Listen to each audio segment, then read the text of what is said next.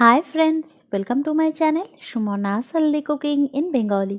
আমার চ্যানেলের আরেকটি পর্ব দেখার জন্য আমি আপনাদের সকলকে সাদর আমন্ত্রণ জানাচ্ছি। আশা করছি সকলেই খুব ভালো আছেন। আজকে চলে এসেছি সম্পূর্ণ নিরামিষ একটা ব্রেকফাস্ট বা জলখাবারের রেসিপি নিয়ে। তবে আপনি কিন্তু এটা আপনার সোনামণির লাঞ্চ বক্স কিংবা টিফিন বক্সেও প্যাক করে দিতে পারেন। খুব হেলদি আর ওটস দিয়ে আমি আজকে এই রেসিপিটা আপনাদের সাথে শেয়ার করব।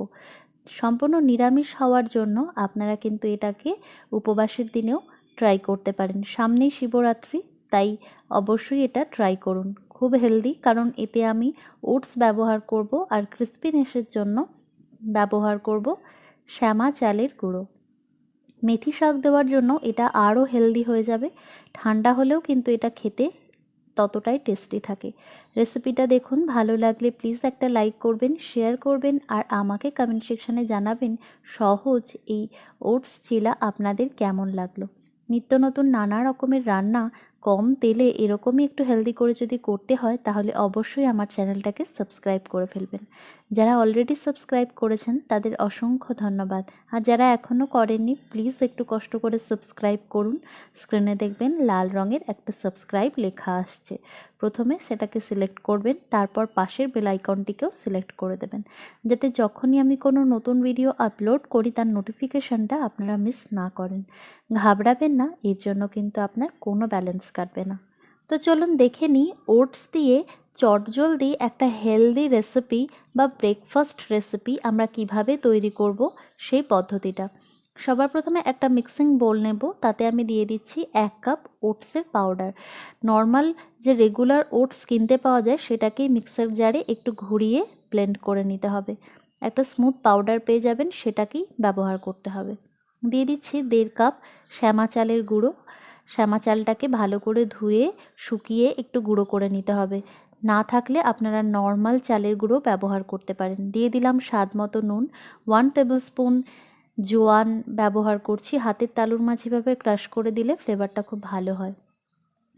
একটা হুইস্কের সাহায্যে সমস্তটাকে আগে ভালো করে মিশিয়ে নেব, তারপর অল্প অল্প করে জল অ্যাড করে এটার একটা স্মুথ ব্যাটার তৈরি করতে হবে।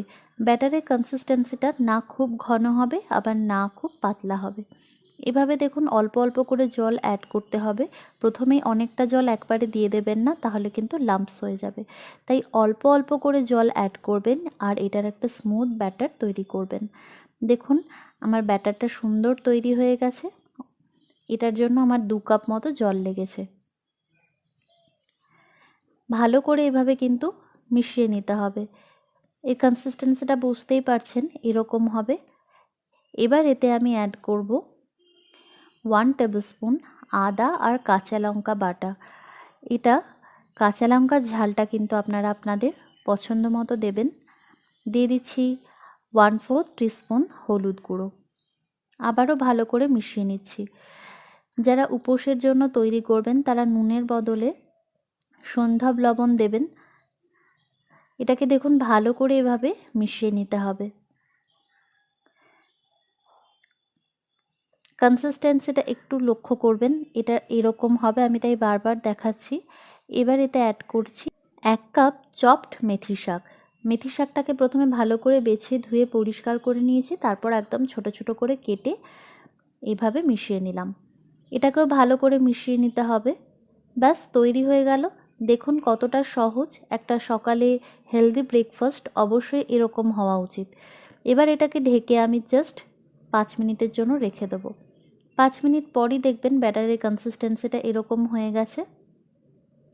এবার একটা তাওয়া গরম হওয়ার জন্য বসিয়ে দিতে হবে। তাওয়াটাও সুন্দর আমার গরম হয়ে গেছে। আপনারা চাইলে প্রথমে একটু অয়েল ব্রাশ করে নিতে পারেন। এবার একটা হাতার সাহায্যে আবারও দেখুন ভালো করে এভাবে মিশিয়ে নিলাম ব্যাটারটা অল্প করে এভাবে তাওয়ার মাঝে দিয়ে দিতে হবে। আপনারা যতটা বড় করতে চান সেই বুঝে দেবেন।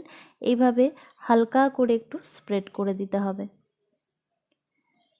দিয়ে মিডিয়াম ফ্লেমে এটাকে ভালো করে রান্না করতে হবে। খুব বেশি গ্যাস বাড়িয়ে কিন্তু করবেন না, তাহলে ভেতর থেকে কাঁচা থেকে যাবে আর উপর থেকে লাল হয়ে যাবে। আমি একটুখানি সাদা তেল ওপর থেকে এইভাবে ছড়িয়ে দিচ্ছি, হাফ টিস্পুনের থেকেও কম, দিয়ে এভাবে তেলটাকে ভালো করে স্প্রেড করে নিতে হবে। লো টু মিডিয়াম ফ্লেম এটাকে 4 থেকে 5 মিনিটের জন্য উল্টে পাল্টে সেঁকে নিতে হবে। এটা তৈরি হতে কিন্তু খুব বেশি সময় লাগে না। এভাবে হালকা করে একটু উল্টে নিতে হবে। তার জন্য প্রথমে সাইডগুলোকে এভাবে একটু তুলে নিতে হবে।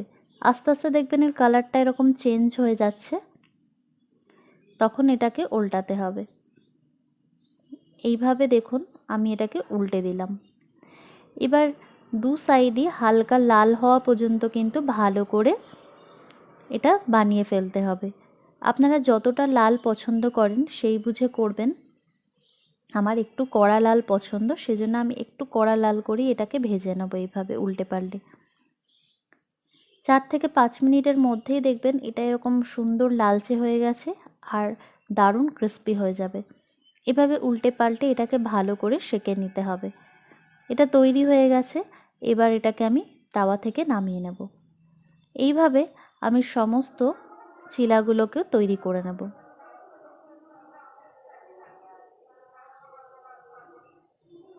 ফ্লেমটা অবশ্যই লো থাকবে এরপর, কারণ এখন যদি ফ্লেমটা অনেকটা বাড়ানো থাকে অলরেডি তাওয়াটা গরম হয়ে গেছে, এটা কিন্তু ভালোভাবে বসবে না।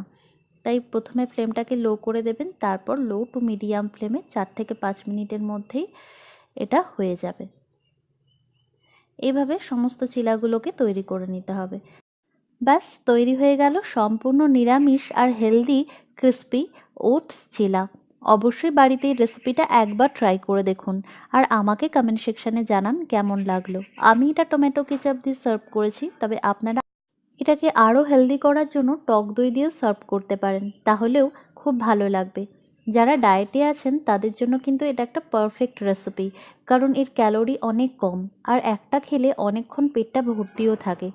তাহলে অবশ্যই ট্রাই করবেন। আবার দেখা হবে পরের পর্বে।